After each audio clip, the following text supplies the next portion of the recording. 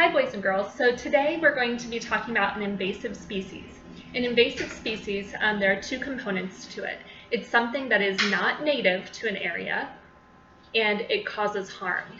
So not native, that means it's not from that area. It's a species, an animal, or a plant that came from somewhere else and moved in. And it's like an invader. It comes from somewhere else, it moves in, and it causes a problem. It causes some kind of harm.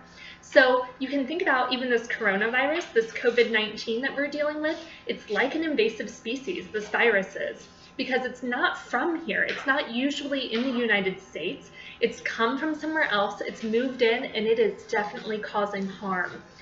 So it's an invasive species for those two reasons. It's not native, it's not from here, and it's causing harm, it's causing trouble, it's causing problems for the plants or animals that live here, for the organisms.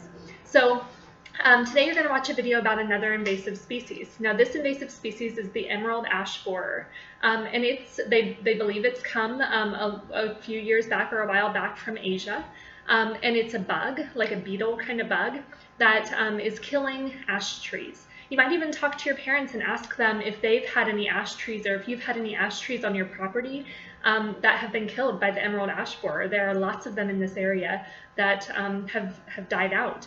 We used to have lots of ash trees around here that we don't have anymore. So you're going to watch this video clip to see how the emerald ash borer has worked as an invasive species. It moved into this area and it caused harm by killing ash trees. And then later in the week, we'll take a look at some other examples of invasive species, because these are things that change the ecosystem. Invasive species change the land, they change the landscape, and they change the organisms that live there. So we'll talk more about these later on.